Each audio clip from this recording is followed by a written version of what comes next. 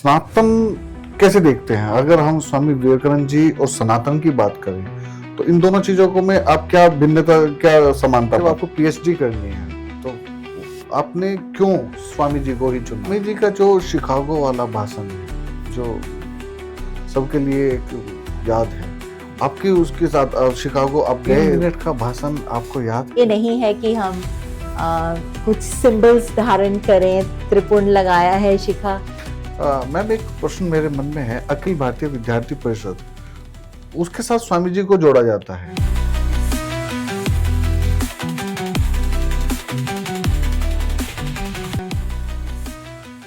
नमस्ते भारत, आप सभी दर्शकों का पुनः स्वागत है आपके अपने YouTube चैनल संवाद की पॉडकास्ट सीरीज संवाद विद दीपक पवार में। और आज हमारे साथ हैं डॉक्टर राधिका नागरथ।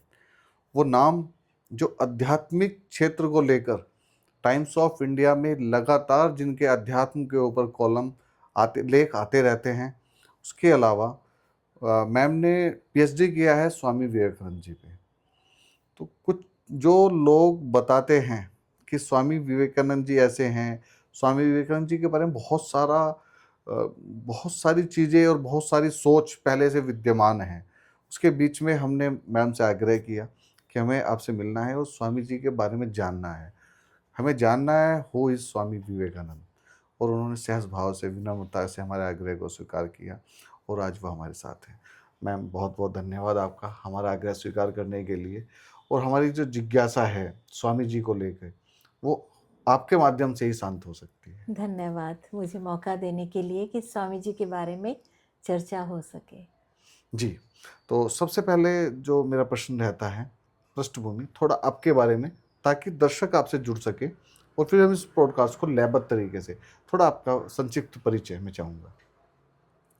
हाँ, वैसे तो हु एम आई ये सबसे बड़ा क्वेश्चन ही है आध्यात्मिक जगत में कि मैं कौन हूँ। क्या मैं जिसने पीएचडी किया है स्वामी विवेकानंद पर, क्या मैं ये पत्रकार जो आपके सामने बैठी हूँ, क्या मैं नाम और रूप सिर्फ राधिका नागरथ हूँ? ये अपने आप में बहुत बड़ा क्वेश्चन है। पर हाँ, अगर सिंपल भाषा में कहूँ तो मेरे द्वारा जो प्रभु करवा रहे हैं उसमें अभी मैं दिव्य फार्मेसी में एज ए मैनेजर सेवा देती हूँ, जो बाबा रामदेव की मेडिसिन मैन्युफैक्चरिंग यूनिट है। और साथ में लिखने का शौक़ है तो न्यूज़पेपर्स में कुछ कॉलम देती हूँ, और ट्रैवलिंग का शौक़ है तो इसलिए थोड़ा तीर्थ स्थानों पर, विशेषकर जैसे कैलाश मानसरोवर तक पहुंच गए। हाँ, 12 ज्योतिर्लिंग कर लिए। बाबा की कृपा है। ये थोड़ी यात्रा, ये छोटी यात्रा है। 12 ज्योतिर्लिंग कर लिए, कैलाश मानसरोवर की यात्रा कर दी। उनकी कृपा के बिना कुछ नहीं होता। असंभव, बिल्कुल बिल्कुल। और इसी साल मुझे मौका मिला कैलाश मानसरोवर जाने का। और सच में जो मैंने स्वामी विवेकानंद के थ्रू, और वेदों की ही बात करते हैं वो हमेशा, तो जो शिव के बारे में पढ़ा था, समझा था, शिव तत्व का, वो वहाँ जाके साक्षात अनुभव हुआ। तो ये मेरा सौभाग्य रहा कि 5 साल के बाद ये यात्रा खुली भारतवासियों के लिए, और मुझे मौका मिला। जी, उसमें तो टोकन सिस्टम रहता है कि जितना अप्लाई करते हैं सबको तो नहीं मौका मिलता है। उसमें वैसे मुझे जो भारत सरकार द्वारा जो रूट मिला था वो नथुला रूट, सिक्किम रूट मिला था, पर मैं उसमें दिन काफ़ी थे और मेरे को जॉब में इतनी छुट्टी नहीं मिल सकती थी, 24 डेज़ लगते थे। तो मैंने फिर नेपाल रूट चूज़ किया, और पशुपतिनाथ जी की हम आज्ञा लेके जाते हैं और वहाँ आके फिर वापस में धन्यवाद भी करते हैं। ओके, बहुत बढ़िया, बहुत बढ़िया। ठीक है मैम, तो इस संवाद यात्रा को आगे बढ़ाते हैं। और सबसे पहले मेरी जिज्ञासा है, जब आपको पीएचडी करनी है तो आपने क्यों स्वामी जी को ही चुना? ये सवाल सच में मेरी ज़िंदगी का ही सवाल बन गया था, क्योंकि जब मैंने एमए किया इंग्लिश में तो आप जानते हैं बहुत सारे authors, about 40 books we had to study, और उसमें ऐसे भी थे ऑथर्स जिनको मैं बहुत ज़्यादा लाइक नहीं करती थी। वेस्टर्न ऑथर्स, डीएच लॉरेंस है, वो हमेशा सन्स एंड लवर्स की बात कर रहा है, जबकि मेरी भारतीय संस्कृति में जो सनातन संस्कृति है उसमें जो महिला का एक रूप है वो मदरहुड का, मातृत्व का ही निश्चित रूप से। ज़्यादा एज ए लवर नहीं उसको ज़्यादा पोर्ट्रे किया जाता। तो मुझे लगता था कि इससे मेरी लाइफ में कोई ट्रांसफॉर्मेशन नहीं आ रहा। ओके। तो इसलिए जब मैंने स्वामी विवेकानंद को, मैं पढ़ती थी शुरू से, तो मैंने अपने गाइड से जब ये अनुग्रह किया कि मैं स्वामी जी के ऊपर करना चाहती हूँ, तो पहला तो उनका था कि अरे इस पे जब इतना रिसर्च नहीं हुआ है, एज ए फिलोसोफर तो सब स्वामी जी को जानते हैं, दार्शनिक हैं वो, है ना, लेकिन क्योंकि इंग्लिश लिटरेचर की स्टूडेंट थी तो लिटरेरी पॉइंट ऑफ व्यू से आपको ये सब देखना होगा कि उसमें उनकी भाषा में क्या खूबसूरती है, क्या मेटाफर्स यूज़ किए हैं, तो फोनेटिक्स कैसे हैं।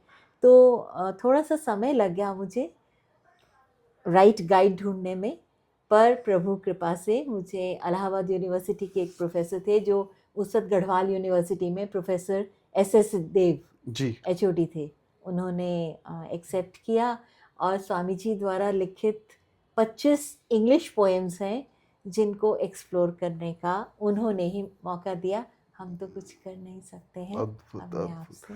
उसके अलावा और क्या क्या अनुभव रहे आपके इस PhD करने के दौरान? अनुभव जैसे आपने स्वामी जी को और जाना गहराई से, तो आपने और क्या भिन्नता पाई? सच पूछो, जब स्टार्ट किया था तो मुझे लगता था कि एक पोएम में से हम कितना निकालेंगे, 25 पोएम्स जिस पे ज़्यादा लोगों ने काम भी नहीं ज़्यादा किया काम है, भी नहीं हुआ है। और इनकी पोएम सारी वो फिलॉसफी पे ही बेस्ड है, हाँ। लाइफ पे बेस्ड है। तो लेकिन जब मैं करने लग गई तो इन्हीं की कृपा से मुझे हर पोएम में ऐसे लगा कि एक एक पोएम पे PhD हो सकती है, अद्भुत। क्योंकि इन्होंने स्वामी जी ने सिर्फ वेदों की बात की है, इनका अपना कुछ भी नहीं है, कोई डॉगमा नहीं है, कोई प्रिंसिपल नहीं है। वो कहते हैं मैं जो बोलता हूँ वो वेदों से उद्धृत ज्ञान है, सिंपल भाषा में उसको हमें अपनी लाइफ में कैसे इम्प्लीमेंट करना है, वो प्रैक्टिकल वेदांत की बात करते हैं। खाली वेदों में ये आया है और इसको मैं मान के संस्कृत में बहुत मुश्किल है और ये सिर्फ ब्राह्मण लोग ही पढ़ सकते हैं। पहला से था ना कि ये वेदों की बिल्कुल एग्जैक्टली शिक्षा लड़कियों को अलाउड भी नहीं थी। तो लेकिन प्रभु की कृपा से वो हमको ज्ञान ऐसे ऋषियों द्वारा बहुत सिंपल भाषा में मिला है, जो आप और मैं रोज़मर्रा ज़िंदगी में इस्तेमाल करके करते हैं। अपना लाइफ को ट्रांसफॉर्म कर सकते हैं। अच्छा, सनातन कैसे देखते हैं? अगर हम स्वामी विवेकानंद जी और सनातन की बात करें, तो इन दोनों चीज़ों को में आप क्या भिन्नता, क्या समानता पाते? सनातन मतलब जो शाश्वत है, जो हमेशा से रहा है, और स्वामी जी ने जो कहा है वो वेदों की बात की है, जो हमेशा से वेदांत वाक्य जो हैं, जो 4 महावाक्य कहे जाते हैं, वो शुरू से हैं। जैसे शिव आदि योगी हैं, आप ये नहीं कह सकते कि योग इस सन से, इस ईयर से हमारे यहाँ शुरू हुआ।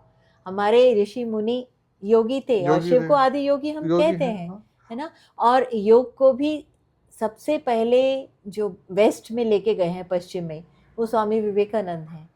तो मुझे ये लगता है कि सनातन धर्म हमेशा ट्रुथ की बात करता है, सत्य क्या है, परमानेंट की बात करता है, टेम्पोरेरी की नहीं। टेम्परेरी की नहीं करता। तो Exactly. जो शाश्वत है, तो वही स्वामी जी बात करते हैं।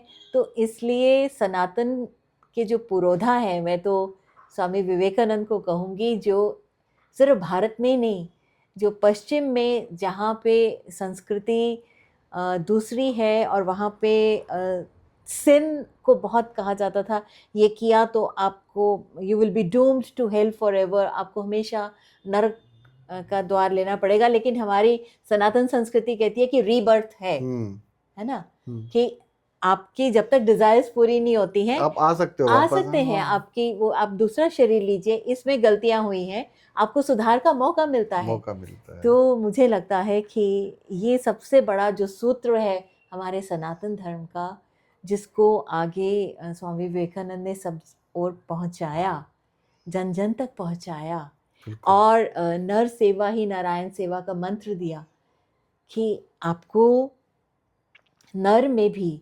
नारायण देखना है, शिव भाव से सबको देखना है। तो इससे बड़ी तो फिलॉसफी और इससे बड़ा कोई प्रैक्टिकल वे हो ही नहीं सकता धर्म का, मुझे लगता है। बिल्कुल। स्वामी जी का जो शिकागो वाला भाषण है, जो सबके लिए एक याद है, आपकी उसके साथ शिकागो आप गए भाषण देने के लिए, आप अगर हाँ, गए ना, बहुत मैं उस प्रभु की कृपा उस है। यात्रा को थोड़ा विस्तार से जानना चाहूंगा, और मैं उस क्षण को भी जानना चाहूंगा जब आप उसी जगह पे जहाँ स्वामी जी हैं और आप वहां पे खड़े हैं, वो क्षण कैसा था?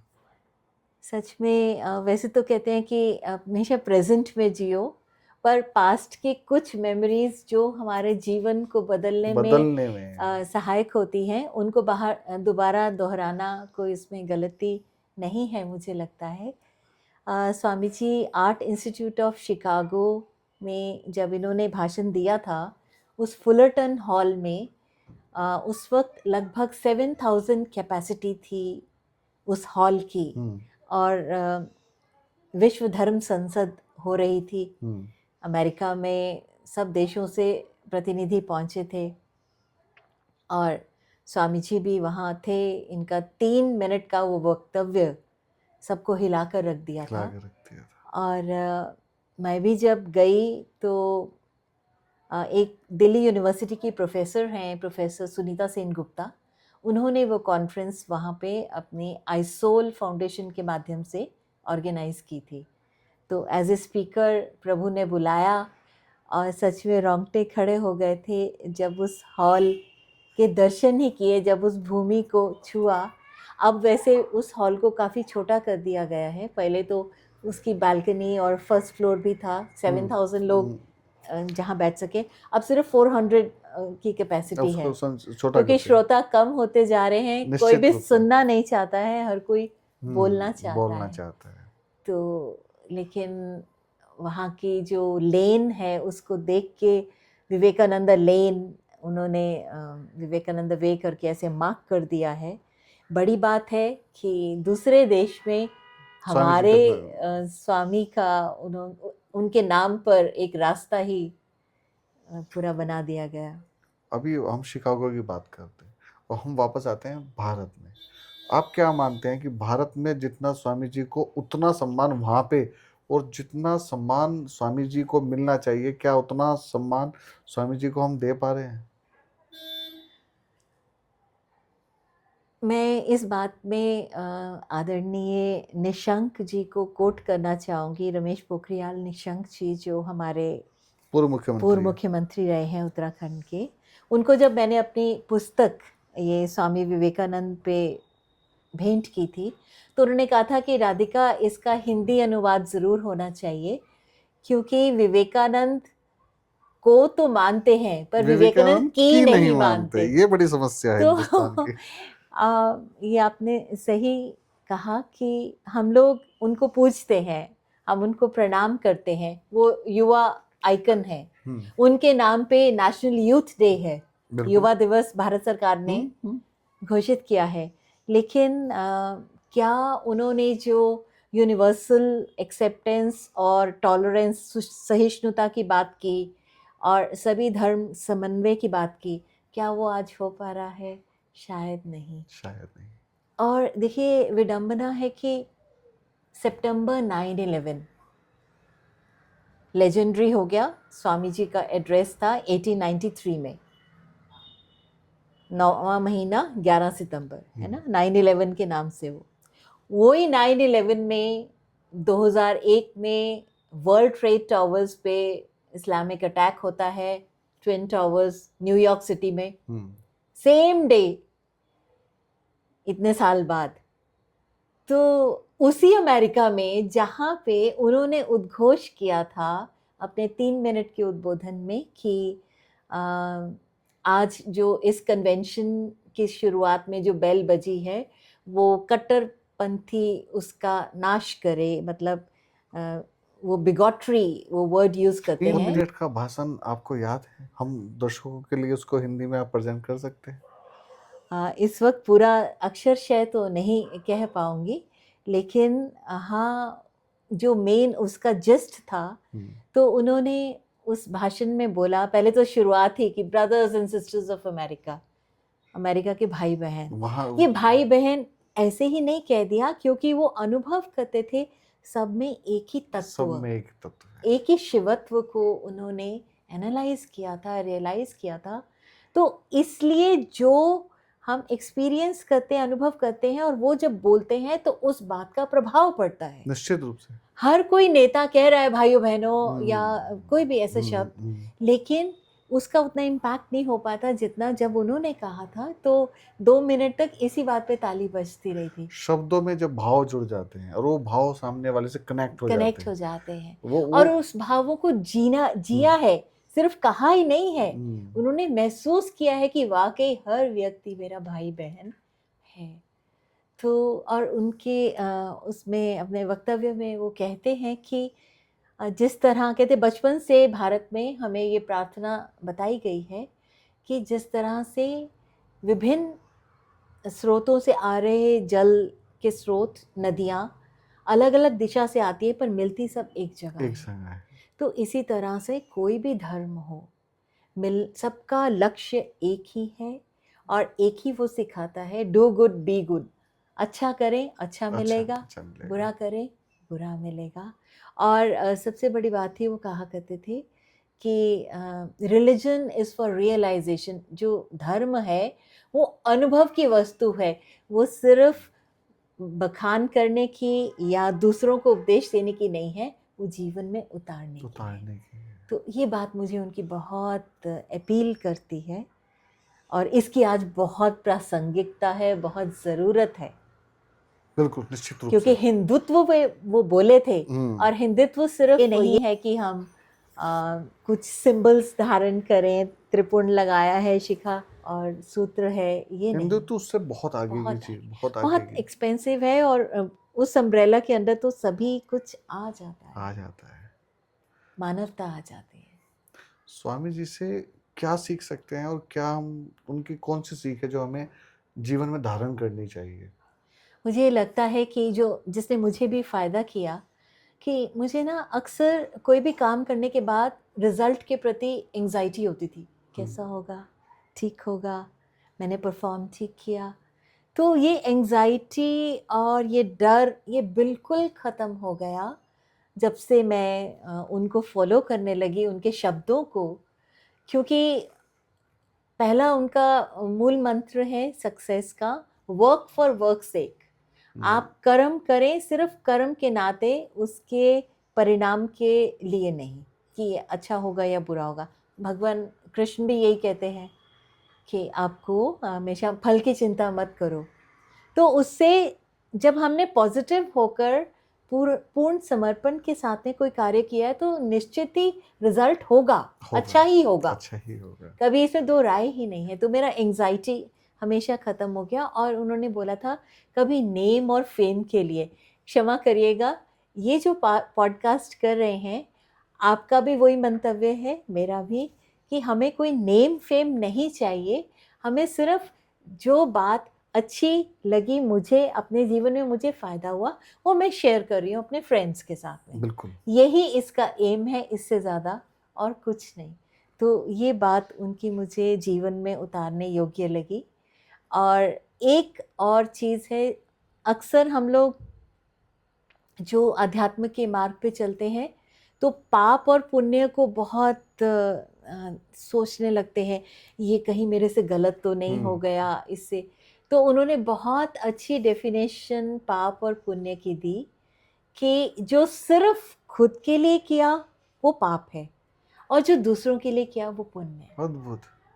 कितना सिंपल हो गया।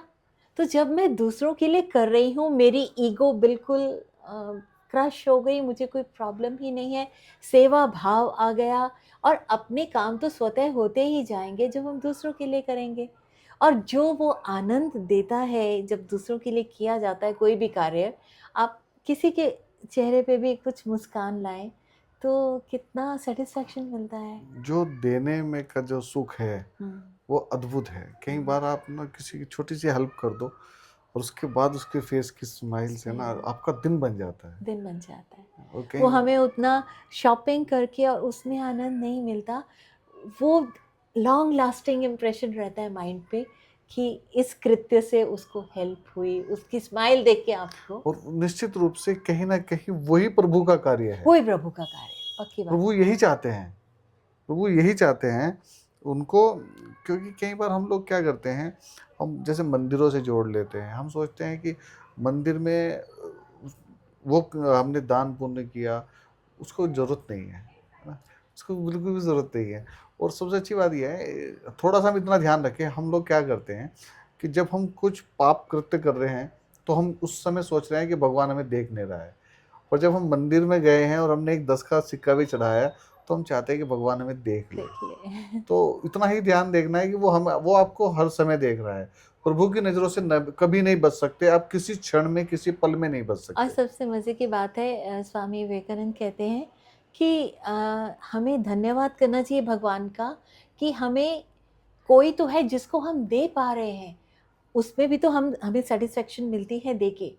और फिर उन्होंने ये भी बोला कि इस बात के लिए धन्यवाद करो जो गिवर है, वो इसमें बेनिफिशियरी है, ना कि जिसको मिला है। आपको मौका मिला, अगर कोई लेने वाला ना हो तो देंगे किसको? देंगे किसको? तो और इंटेलेक्चुअल हेल्प वो कहते थे कि सबसे बड़ी हेल्प है।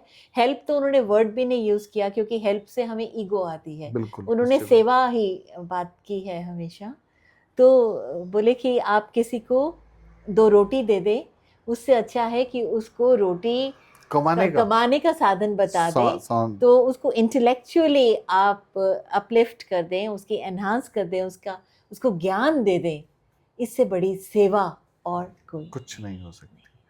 युवाओं के लिए स्वामी जी का क्या संदेश हो सकता है? आज का युवाओं की जब मैं बात करूँ, यूथ आइकॉन तो स्वामी जी हैं ही। स्वामी जी का जन्म दिवस ही युवा दिवस के नाम पे मनाया जा रहा है।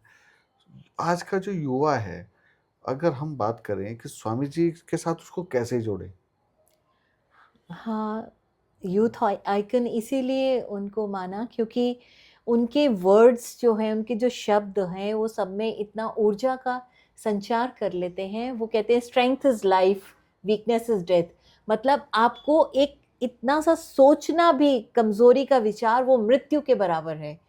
तो हमेशा वो कहा करते थे कि think of one great idea at a time. हमेशा एक बार में आप कोई उच्च विचार लें और उसके ऊपर दिन रात मनन करें, तो अद्भुत। तब आप उसको कुछ अचीव कर पाएंगे। और कंसंट्रेशन इम्प्रूव करने के लिए हमें इनसे अच्छी एग्जाम्पल और क्या मिलेगी। जब एक बार वो वेस्ट में ही अमेरिका में कुछ पानी के किनारे वो शेल्स को ब्रेक करने के लिए कुछ काउबॉयज़ थे वहाँ के, जैसे वो होते हैं गडरिए टाइप। तो वो बच्चे निशाना साध रहे थे बंदूक के साथ में, तो उनसे लग नहीं रहा था। तो स्वामी जी पास से गुजर रहे थे और उन्होंने कहा लेट मी ट्राई, और जैसे ही उन्होंने बंदूक उठाई, एक ही बार में निशाना साध दिया। तो वो बड़े हैरान, बोले कि आप कब से प्रैक्टिस कर रहे हैं? वो बोले मैंने तो बंदूक ही आज उठाई है। आई उठाई। तो मतलब जब हमारा एकाग्रता हो जाती है, तो इसीलिए उन्होंने राजयोग की बात की। उन्होंने चारों योग, कर्म, भक्ति, ज्ञान और राजयोग की बात करी। और उससे मन जब फोकस होता है, तो आज के युवा जो हमेशा रील्स में और उसमें बिजी हैं, तो माइंड क्योटिक है। तो हमें तो सीखना चाहिए कि भाई कंसंट्रेशन बढ़ानी है, तो एक आइडिया को सोचो, बार बार सोचो, उसी पे स्लीप काम ओवर करो। इट, ईट उसी पे। Over it, drink over it. Swami ji का एक कोट है, मैंने स्वामी जी को ज़्यादा नहीं पढ़ा है, पर जीवन पर्यंत उनकी उन 2 लाइनों ने मुझे बहुत प्रेरणा दी कि असफलता का अर्थ है कि सफलता का प्रयास पूरे मन से नहीं मन से हुआ। नहीं। तो मैं जब भी अपनी लाइफ में फेल हुआ तो मैंने सिर्फ यही बात सोची कि शायद अधूरे मन से अधूरे था, मन। इस बार पूरे मन से करेंगे। हाँ, कितनी बार भी हमें ट्राई करना पड़े, बस वो निरंतरता, लगे रहना है। वो कहते हैं arise, awake and stop not till the goal is reached. और ये वेद का ये मंत्र है कि उठो, जागो और तब तक लगे रहो जब तक आपको लक्ष्य की लक्ष्य प्राप्ति की ना प्राप्ति हो ना जाए। हो जाए। तो आप एक दिन सोचते हैं कि मैं हार गया, दूसरे दिन फिर वो शब्द सामने आते हैं, नहीं, जब तक लक्ष्य ना मिले लगे रहना, तो एक ना एक दिन तो वो मिलेगा ही। मिलेगा ही। और ये हम जितने भी महापुरुषों की लाइव्स देखते हैं, तो सबका ये निचोड़ तो यही निकल यही के है। आता है। अभी पीएचडी पे बात होगी, स्वामी जी पे बात होगी, लेखन के क्षेत्र में आपने स्वामी जी को कैसे जिया? आपने लेखन कार्य स्वामी जी के ऊपर क्या क्या किया, मैं वो जानना चाहता हूँ आपसे। हाँ, मैं पहले टाइम्स ट्रेवल में लिखा करती थी, तो उसमें मैंने स्वामी जी के घर में, जो हम कलकत्ता जब विज़िट करते हैं, जो अब एक तरह से म्यूज़ियम के रूप में है, वहाँ का ट्रैवलॉग लिखा। इनके गुरु रामकृष्ण परमहंस देव ठाकुर, जिनको भक्त प्रेम से कहते हैं, उनका कमार पुकुर, जयराम बाटी, जहाँ-जहाँ मैं गई, तो वहाँ पे जो जो फीलिंग्स आई और जैसा मुझे अनुभव हुआ, वो सब मैंने ट्रैवलॉग्स के रूप में स्वामी लिखा। जी के जो गुरु हैं रामकृष्ण परमहंस, जी, वो आप उन्हीं की बात करें जो माँ काली के उपासक माँ हैं काली के और उपासक जिनको जिनको माँ ने दर्शन दिए हैं। दर्शन दिए हैं, और स्वामी जी ने अपने गुरु को बहुत टेस्ट किया था, ऐसे ही नहीं माना, क्योंकि ये जो लॉजिकल माइंडेड होते हैं ना, जो हमेशा तर्क बुद्धि रखते हैं, वो जल्दी किए भगवान को मानते नहीं हैं।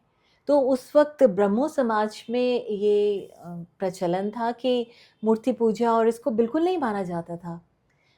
एथीस्ट आप उसको उनको बोल सकते हैं, लेकिन स्वामी जी ने उनको, उनके टीचर ने एक बार वर्ड्सवर्थ की पोएम है एक्सकर्शन, उसमें ट्रांस वर्ड आया, तो जब ये पढ़ते थे तो वो विलियम हेस्टी प्रोफेसर ने उस शब्द का जब वर्णन किया और कहा कि आपको अगर ट्रांस शब्द समझना है तो दक्षिणेश्वर में एक संत है रामकृष्ण देव, उनके पास जाइए। ये उस वक्त का ब्रिटिश प्रोफेसर कह रहा है। ओके। तो ये गए और पहली ही मुलाकात में वो रामकृष्ण परमहंस तो वो जानते ही थे, वो बोले तू कहाँ था, मैं तो कब से तेरा इंतज़ार कर रहा था। तो अद्भुत। गुरु शिष्य को कब से चाह ही रहा था, और फिर भी ये उनके पास आने जाने लगे, लेकिन बिना टेस्ट किए इन्होंने उनको अपनाया नहीं। ये भी एक मतलब अद्भुत है अद्भुत कि है, शिष्य गुरु का टेस्ट ले रहे शिष्य हैं। गुरु को टेस्ट ले रहा है। और इवन रामकृष्ण देव कहते थे कि आप गुरु को बनाने से पहले उनको दिन में परखो, रात में परखो, पूरा जब आप जस्टिफाई हो जाओ कि उसका चरित्र, उसका नॉलेज, उसका सब कुछ वो सच में भगवान से जुड़ा है और भगवान ही है, तभी उसको अपनाओ, तभी वो आपका अंधकार दूर कर पाएगा ना, बिल्कुल, तभी गुरु ज्ञान देगा। गुरु चुनना बहुत जटिल प्रक्रिया है। और जानते हैं इन्होंने क्या किया? इन्होंने वो कहते थे हमेशा कामिनी कांचन, मतलब लस्ट ग्रीड, मतलब पैसा और शारीरिक, शारीरिक। है ना? ये यही 2 चीज़ें हैं जो आपको बहुत बाँधती हैं। इन्हीं पे आपको कंट्रोल करना मुश्किल होता है। आज दुनिया में अगर कोई भी स्कैम होता है तो या तो हाँ, है ना? बिकॉज़ इन्हीं ऑफ दोनों मनी पे। और दोनों चीज़ें तो भी। उन्होंने बोला कि वो जब पैसे की छू भी लेते थे तो उनकी उँगलियाँ टेढ़ी हो जाती थी। मतलब इतना वो वैरागी थे। और इन्होंने क्या किया कि एक कॉइन उनके बेड के नीचे, गद्दे के नीचे रख दिया चुपके से, ठाकुर स्वामी के। जी ने। स्वामी विवेकानंद ने रामकृष्ण देव अपने गुरु के नीचे, बेड के नीचे। तो ठाकुर जब आए अपने रूम में और वो लेट रहे हैं और उनको खुजली मच रही है, हाँ, बेचैनी, समझ में नहीं आ रहा। फिर वो वेरांडे में टहलने लगे, फिर ये क्या हो रहा है? तो फिर उन्होंने अपने उसको, जो अटेंडेंट थे, उनको बुलाया भी, अरे देखो क्या प्रॉब्लम है, मैं आज सो नहीं पा रहा हूँ, तो कुछ मेरे इसमें बेड में तो नहीं है। और वो कॉइन निकला और ये स्वामी जी ऊपर कमरे से देख रहे थे, वो आके चरणों में पड़ गए। तो ऐसा मतलब ऐसे ही नहीं, उन्होंने विश्वास किया, पूरा परख के, फिर जब और किया तो ऐसा अटूट किया कि उन्होंने कहा कि जो शिकागो का भी मेरा 3 मिनट का वक्तव्य था, वो मैं कुछ नहीं बोला, वो मेरे मेरे गुरु गुरु की ही बोले। वाणी। और अब सच में उन्हीं की होती है, जो सद्गुरु है, जो सच्चा गुरु है। देखिए, ये हाँ, समर्पण का भाव ही तो है। हाँ, ये समर्पण आपको बहुत मजबूत बनाता बहुत है। मजबूत है। जब आप किसी के प्रति समर्पित हो जाते हैं, इसी के वजह संदर्भ में मुझे एक चीज़ याद आती है। जब हनुमान जी महाराज लंका में गए और लंका दहन करके वापस आए, तो भगवान ने कहा कि क्या कराए? तो बोला प्रभु सब आपने आपने किया। किया। जब अंगद ने वहां पर पैर जमाया भरी सभा में, तो वो विश्वास अंगद का नहीं था, वो विश्वास उनका राम पे था। क्योंकि जब उसका नाम लेके, अपने गुरु का, अपने आराध्य का, अपने इष्ट का नाम लेके आपने कोई काम कर दिया, तो उसकी लाज फिर वो रखते हैं। उसकी लाज बहुत बड़ी बात कही आपने, तो उसकी बहुत लाज वो रखते हैं। तो बहुत बड़ी। अंगद का पैर हिलाना इतनी बड़ी बात नहीं थी। कोई जय श्री राम कह के छू लेता तो हिल जाता।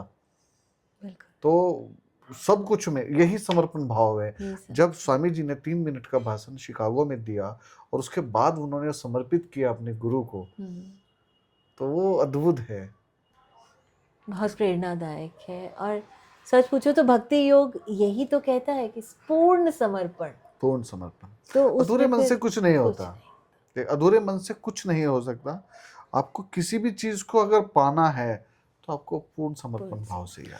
अच्छा, जब स्वामी जी की बात हो रही है, बात उनके गुरु की हो रही है, वो गीत की 4 पंक्तियां जो स्वामी जी ने अपने गुरु को सुनाई, आपको स्मरण है? बहुत सुंदर गाते थे स्वामी जी। स्वामी जी हर चीज़ में परफेक्ट थे। बहुत अच्छे कुक थे, बहुत अच्छा गाते थे, बहुत अच्छा बजाते थे, बहुत अच्छा बोलते थे, और नॉलेज तो कोई हद ही नहीं है। हाँ, आपको हैरानी होगी कि बहादुर शाह ज़फ़र का लिखा हुआ एक गीत है जो ठाकुर हमेशा कहा करते थे स्वामी जी को सुनाने के लिए। तो उसका मैं 2 पंक्ति गा देती हूँ। तुझसे हमने दिल को लगाया, जो कुछ है सो तू ही है। तुझसे हमने दिल को लगाया, जो कुछ है सो तू ही है। एक तुझे ही अपना पाया, एक तुझे ही अपना पाया, जो कुछ है सो तू ही है। अब देखिए, जो कुछ है, एनिमेट, इन जड़ चेतन, इनएनिमेट, जो भी आपको दिखता है, सिर्फ ये नहीं कि जो व्यक्ति दिखता है, जो भी आपके सामने जानवर है, कुछ भी है, वो तू ही है प्रभु। सब चेतना तो एक ही है ना। बिल्कुल, निश्चित रूप से। अब आगे बढ़ते हैं। इसके अलावा स्वामी जी को लेके युवाओं के बीच में क्या मिथ है? कुछ चीजें हैं जो अलग हैं, जो पैटर्न से अलग हैं, जिनके बारे में बातें कम होती हैं। जैसे स्वामी जी की अगर आहार शैली की बात करें तो उस पर कई बार विरोधाभास होता है। तो उस विषय में हाँ, आप बहुत लोग सोचते हैं कि संत हैं तो एक्सपेक्ट किया जाता है कि संत बिल्कुल ऐसा रूखी सूखी साफ खाने सुथरा वाला, रूखी स्वच्छ रूखी सूखी खाता है।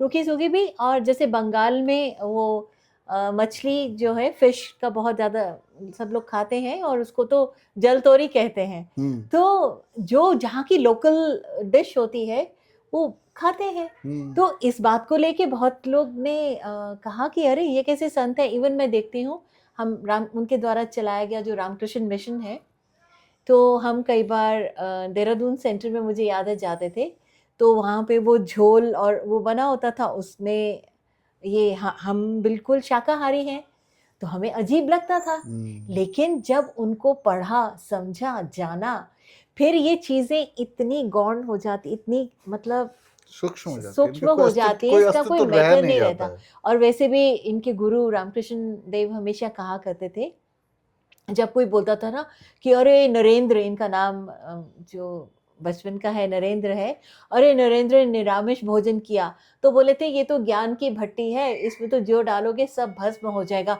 पर तुम लोगों के लिए नहीं है, तुम नहीं पचा पाओगे। क्योंकि अगर हम सात्विक भोजन नहीं करते हैं, तामसिक भोजन से हमारे विचार तो एकदम बदल जाते हैं। पर वो व्यक्ति जो रहता ही समाधि में है, उसको उसका फर्क नहीं पड़ता। वो खा भी जाते थे, उनको पता भी नहीं होता था कि उन्होंने क्या खाया है, क्योंकि देह भाव तो है ही नहीं, देह बुद्धि ही नहीं है। आप हमेशा चेतना के उस स्तर पर जी रहे हैं जिसमें आपको देह का भान ही नहीं है। तो आप और मैं तो ऐसे हैं नहीं, हम तो चख के खाते हैं, हमको तो ये पता चलता है भैया मसाला कम है ज्यादा है। तो मैं अपनी बुद्धि से अगर उनको जांचने लगूं, तो ये तो मेरा ही छोटापन हुआ ना। ना। बिल्कुल सही बात है। तो मुझे लगता है कि जो भी कुछ युवा इस चीज़ को बहुत ज़िक्र करते हैं, जब भी स्वामी विवेकानंद की बात होती है, तो एक एस्पेक्ट को आप पकड़ लेते हैं और जो बाकी इम्पोर्टेंट एस्पेक्ट्स हैं उनको छोड़ देते हैं, तो वो छूट नुकसान उनका नुकसान नहीं, आपका ही है। इंसान। एक वाक्य मुझे याद आता है, स्वामी जी को लेकर बहुत बार उसके बारे में बात होती है। अविवाहित रहे जीवन पर्यंत। जीवन ज़्यादा लंबा नहीं रहा स्वामी जी का, पर वो है कि आप 100 साल जी के जाओ, उससे बेटर है कि आप क्वालिटी लाइफ। क्वालिटी लाइफ जियो जो 100 साल तक आपकी बात हो। तो इसीलिए आज हम स्वामी जी के बारे में बात कर भी रहे हैं। तो एक वाक्य आता कि किसी ने उनको प्रपोज किया, तो वो उस इंसिडेंस के बारे हाँ, में जानना है। उसमें ऐसा था, वेस्ट में किसी ने बहुत लोग इनसे प्रभावित थे और स्पेशली लेडीज़, लेडीज। क्योंकि इतना ज़्यादा नॉलेज होना किसी को और इतनी फ्लुएंट इंग्लिश बोलते थे, फ्रेंच में भी, जहाँ जब ये फ्रांस में गए थे तो इन्होंने फ्रेंच में लेक्चर दिया और इतनी वास्ट मेमोरी और भारत के बारे में असली चीज़ें बताई जो लोगों को पता ही नहीं थी। वो तो ये कहते थे ये सपेरों का देश है, जादू टोना वाले रहते हैं यहाँ। तो कई विमेन भक्त बहुत इम्प्रेस हुई थी और एक ने कहा भी कि मैं चाहूँगी कि स्वामी जी मेरा बेटा हो आपसे, वो तभी हो सकता है जब आप जैसा हो और आपसे हो। तो इन्होंने कहा कि उनको कहा मदर फिर तो आप मुझे ही स्वीकार करो अपना पुत्र, अद्भुत। क्योंकि ये तो कोई गारंटी नहीं है कि जो बेटा होगा वो बिल्कुल मेरे जैसा होगा। तो मैं मेरे जैसा हूँ। और वैसे भी वो तो उन्होंने कहा था पूरे जीवन में उनको एक बार भी ये सेक्सुअल थॉट नहीं आया है और ये उनके चरित्र की एक दृढ़ता, इसी कारण उनकी मेमोरी इतनी शार्प थी, इतना उनका बल था, आत्मबल था, जो दूसरों को प्रभावित करता था। लोग दूर से ही उनको आते देख के बोलते शिव शिव, मतलब लोगों को शिव ही नज़र आते थे उनमें। तो चरित्र का बल बहुत बड़ा बल बहुत है। बड़ा बल होता है, और निश्चित रूप से। तो कुल मिला के बहुत चीज़ें हमने कवर की है। आपके जीवन में स्वामी जी ने बहुत बदलाव ला दिया उन पर पीएचडी करने के बाद। अब बात करते हैं आध्यात्मिक क्षेत्र के बारे में। आप अध्यात्म पे आप लिखते हैं, आपके लेख निरंतर रूप से प्रकाशित होते रहते हैं। तो वहाँ से हम वापस वहीं पे आते हैं कि वो वाली जो जर्नी है, आप टाइम्स ऑफ इंडिया के साथ भी जुड़ाव रखते हैं, हरिद्वार के प्रेस क्लब के भी आप सदस्य हैं। तो इतनी सारी चीज़ें एक साथ में। हाँ, ये मल्टीटास्किंग भी तभी हो पाता है जब माइंड कूल एकाग्रता। है, जो चीज़ करी वो 100% करा, उसमें पूरा मन दिया और उसके बाद में आप फ्री है। तो मुझे लगता है कि इसमें बहुत बड़ा योगदान स्वामी जी का है मेरी लाइफ में। मैंने मंत्र दीक्षा भी रामकृष्ण मिशन से ही ली। और सबसे अच्छी बात जानते हैं क्या लगता है कि इस जब भी हम किसी गुरु को अपनाते हैं तो वो अगर पूर्ण है तो आप में पूर्णता होगी ही। और रामकृष्ण मिशन में कभी भी ये नहीं कहा गया है कि हम आपको मंत्र दे रहे हैं। जो भी आपको, जो प्रेसिडेंट होता है वो ही अधिकार रखता है कि वो आपको मंत्र दीक्षा देगा। तो वो हमेशा ये कहते हैं कि जो आपको कहा जा रहा है, ये नॉलेज, ये विजडम, ये ज्ञान है सब उन्हीं का। हम तो एक माध्यम माध्यम हैं। है। तो उससे कितना एक फ़ायदा होता है, ना तो उनमें कभी ईगो आती है, ना हम कभी भी नाम और रूप में फँसते हैं कि हमारे गुरु सिर्फ़ ये वाले हैं। ना, आपके गुरु वही वेद है, वही ज्ञान के भंडार हैं। वो इसके लिए बहुत अच्छा एग्जाम्पल देते हैं जो मैं सबसे शेयर करना चाहूँगी। बोले कि पावर हाउस से तो पावर आ रही है, बिजली आ रही है पीछे से, निश्चित रूप से। है ना? और आपने उसको बल्ब ऑन किया तो बल्ब का प्रकाश हो गया, आपने ट्यूबलाइट किया तो ट्यूबलाइट ट्यूबलाइट, का हो ऐसे गया। पानी कहीं से भी आ रहा है। आपने सोने का टैप लगाया या पीतल का लगाया या प्लास्टिक का लगाया, आया तो जल ही। तो हम अगर वो प्लास्टिक वाले पे ही कहें कि ये अच्छा नहीं और सोने वाला टैप से अच्छा जल आ रहा है, ऐसा तो नहीं है। जल तो एक ही है। तो ज्ञान तो मूल वही स्रोत। ऋषि मुनियों का है जो स्वामी विवेकानंद के माध्यम से आया, रामकृष्ण देव के माध्यम से आया, बुद्ध के माध्यम से आया, कृष्ण के माध्यम से आया, जिसके भी माध्यम से आया, ज्ञान एक ही है। आपको लेना है, आपको आपको अपने लेना जीवन में है। परिवर्तन चाहिए, आपको उसको ग्रहण करना तो पड़ेगा। इसलिए मेरी लाइफ में कोई भी कभी कंट्रोवर्सी नहीं हुई, कभी ये नहीं हुआ कि ये छोटा है, ये बड़ा है, या ज्ञान में जैसे इवन भक्ति में बहुत लोग कहते हैं, अरे तुम अभी तक घंटी बजा रहे हो मंदिर की, अभी तक यज्ञ में ही उलझे हो, ध्यान लगाओ, उसमें कितना कुछ मिलेगा, अरे ऐसे करो। स्वामी जी बोलते हैं कि ये सब स्टेजेस हैं हमारी लाइफ की। ऐसा नहीं है कि जो सिर्फ आज पूजा की थाली लेके मंदिर में जा रहा है वो छोटा है, और ऐसा नहीं है जो बिल्कुल ध्यान में मग्न होके प्रभु का साक्षात्कार कर लेता है या बहुत बड़ा प्रणेता हो जाता है किसी अ, धर्म का, वो बहुत बड़ा हो गया, नहीं। अरे सब एक ही है, और सब हमारी एवोल्यूशन में, हमारी प्रगति में अलग अलग स्टेप है।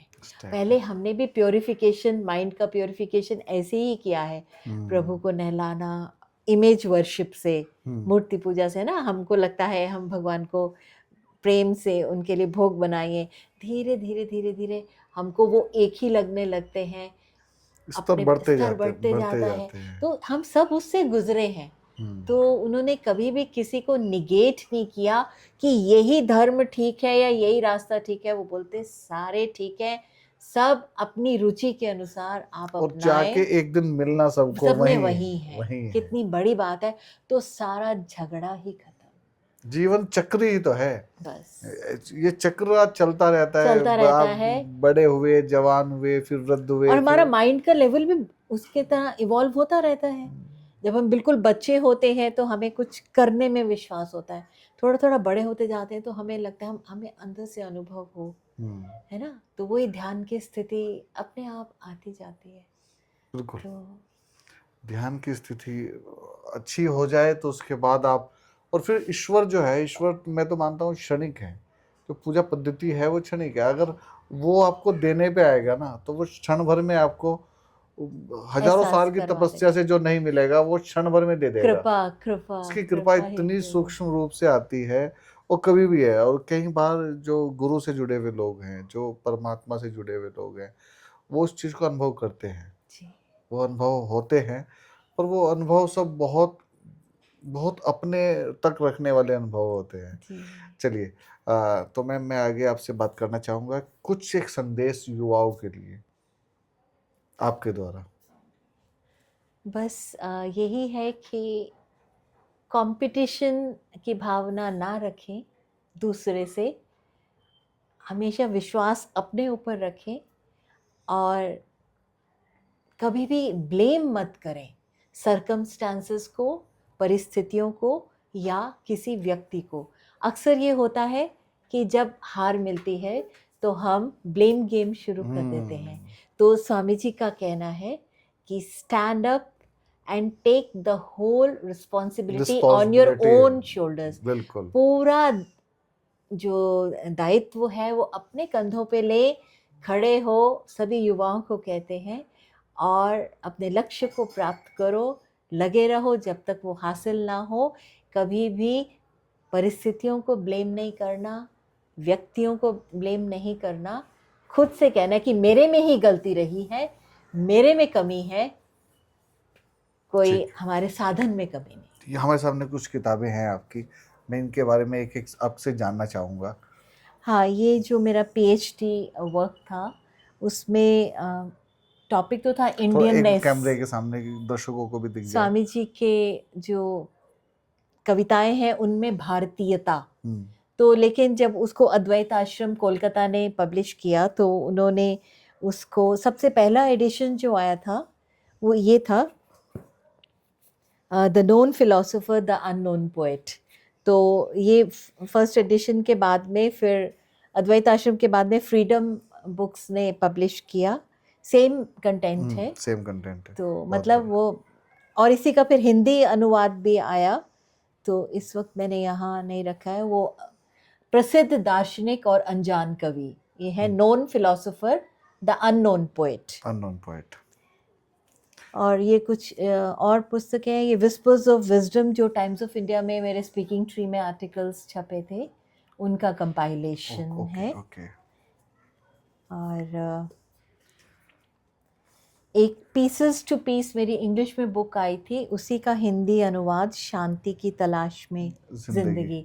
ये governor house, Uttarakhand governor house में उस वक्त गवर्नर थे के पॉल सर, आईपीएस थे, उन्होंने रिलीज किया था हिंदी दिवस पे। और ये मेरी माँ की है। अच्छा। मेरी माँ भी बहुत ऊंची संत। मुझे स्वामी जी और ठाकुर से मिलाने वाली मेरी माँ ही है। अभी शरीर रूप में तो नहीं है, पर गुरु रूप में हमेशा ये मेरे साथ है। और ये कहती थी कि जब ज्ञान हो जाए तो फिर जो संसार है ये कठिन नहीं लगता, फिर इंसान कहता है तेरे से भी हसीन है तेरी बगिया। अद्भुत। भगवान से भी अद्भुत है। और ये एक 2010 का जो कुंभ मेला जी हुआ था यहाँ पे हरिद्वार हरिद्वार में, पूर्ण कुंभ मेला, उस पे कॉफ़ी टेबल बुक है। ये आदरणीय निशंक जी, और इसमें भी गवर्नर खुद आए। मेरा बहुत प्रभु की कृपा है सदा से ही। गवर्नर अजीज़ कुरैशी थे उस टाइम, तो वो आए थे यहाँ पर, उन्होंने रिलीज की कवर थी। तो ऐसे फोटो इसका लगाएंगे हम जरूर साथ में। अजीज कुरैशी जी के जो सिग्नेचर में उन्होंने ओम बनाया है, जी जी, इसका एक फोटो लगाएंगे हम साथ में, चलाएंगे ताकि दर्शक देख पाए। हाँ ये है सनातन जी। ये। वो मुस्लिम होते हुए भी, जैसे स्वामी जी कहते थे कि मैं ऐसा भारत चाहता हूँ जिसमें वेदांतिक माइंड हो और मुस्लिम बॉडी हो। मतलब जो हमारा ज्ञान है, जो सबको एक मानता है कि एक ही है ब्रह्म, जो भी है सर्वम खलविदम ब्रह्म, और ब्रह्म के अलावा कुछ है ही नहीं, कुछ है ही नहीं। तो ये थॉट हो। और क्योंकि मुस्लिम्स में ये होता है कि उनकी सोशल जो उनका स्ट्रक्चर है वो बड़े यूनिफाइड है, तो बोले थे ऐसा हो कि ऐसा भारत हो जिसमें वेदांतिक माइंड हो और मुस्लिम बॉडी हो। तो तंत्र उनका जैसे यूनिफिकेशन का, सोशल डिसिप्लिन मुस्लिम्स का बहुत स्ट्रांग होता है। बिल्कुल। तो वो क्योंकि उनमें, उनके लिए तो कोई भी भेद था ही नहीं, और हमेशा समन्वय की बात करते हैं, समरसता की और बात ये करते हमारे सामने उदाहरण है कि अजीज कुरैशी जी मुस्लिम होते हुए भी उन्होंने में ओम का बनाते थे। प्रयोग किया। एक प्रश्न मेरे मन में है, अखिल भारतीय विद्यार्थी परिषद, उसके साथ स्वामी जी को जोड़ा जाता है, उसकी क्या वजह है? हाँ, अरे वो सभी के यूथ आइकन है, अखिल भारतीय विद्यार्थी परिषद ही नहीं, और बहुत से ऐसे मंच हैं जो इनको अपना आइकन मांगते हैं, क्योंकि इन्होंने कभी भी कोई कंट्रोवर्शियल बात नहीं की, और जो बात की है वो वेदों की है, जो हमेशा हमें आगे बढ़ने के लिए प्रेरित करती हैं, हमें खुद को जानने के लिए सबसे अच्छा मूल मंत्र देती हैं, और सक्सेसफुल हर कोई होना चाहता है। तो विद्यार्थियों के लिए तो विशेषकर स्वामी जी एक रोल मॉडल हैं, क्योंकि वो हर बार उनको जगाते हैं, और खुद इतने सक्सेसफुल थे कि भारत से पहली बार कोई अगर ये गट्स रख पाया कि वो विदेश में जाके, पश्चिम में जाके, जहाँ पे क्रिश्चियनिटी, ईसाइयत इतना ज़्यादा रूल करती थी, वहाँ पे जाके वेदांत का झंडा गाड़ दें, तो वो सिर्फ स्वामी विवेकानंद है। तो जिसने खुद ये किया हो तो वो तो हर किसी का रोल मॉडल बनेगा ही। बिल्कुल। और उनके शब्द सभी, जैसे बिथोवन और रोमा रोला, फ्रेंच, इतने लोगों ने जो बाहर के थे वो कहते थे कि उनके शब्दों को पढ़ के हम इतने चार्ज हो जाते हैं, कोई रह नहीं। अभी मैं आपसे भी बात कर रही हूँ तो ऐसा लगता है रोंगटे खड़े हो रहे। उनके शब्दों को आप सामान्यता नहीं पढ़ जाएंगे, वो आपको हिला देते हैं, अंदर तक झकझोर देते हैं कि हाँ भाई ये करना है तो करना ही है, और पूरी पावर के साथ है। और वो कहते हैं पूरी पावर तुम में है। तो अगर आज का यूथ स्वामी जी को जैसे आइकन मान रहा है, अगर उनको ठीक से पढ़ ले, उनको समझ ले, जान ले, तो वो जो जीवन आपने बदल जाएगा, जीवन बदल जाएगा, जो आपने राष्ट्र बदल जाएगा। हाँ, जो आपने बात बोली थी कि स्वामी जी को तो मानते हैं पर स्वामी जी के नहीं मानते हैं, तो वो एक कहीं ना कहीं वो चीज़ है कि हमारे यूथ को चाहिए, हमारे युवा को चाहिए कि वो स्वामी जी को और गहनता से जाने। और वो कहते हैं ना कि जब लाइफ की डेफिनेशन उनसे पूछी तो वो सिंपल ये वाक्य कहते हैं कि जो डिविनिटी है, जो प्रभुता है, वो आपके अंदर है और उसको मैनिफेस्ट करना, उसको प्रकट करना ही लाइफ का उद्देश्य है। बताइए? बताइए, बहुत सुंदर। सब कुछ आपके अपने अंदर है, उसको बाहर निकालना है, उसके लिए कंसंट्रेशन चाहिए, उसके लिए थोड़ा-सा उस मार्ग पे चलना होगा जो वो बताते हैं। चाहे आप भक्ति से जाओ, चाहे ज्ञान से जाओ, चाहे कर्म करके जाओ और चाहे ध्यान से पहुँचोगे वहीं। सरल है स्वामी जी का। जितना जितना मैं आपसे बात करके समझ पाया, स्वामी जी को आप सरलता से उनके निकट जाओगे तो बिल्कुल। सरलता से उनको पालोगे।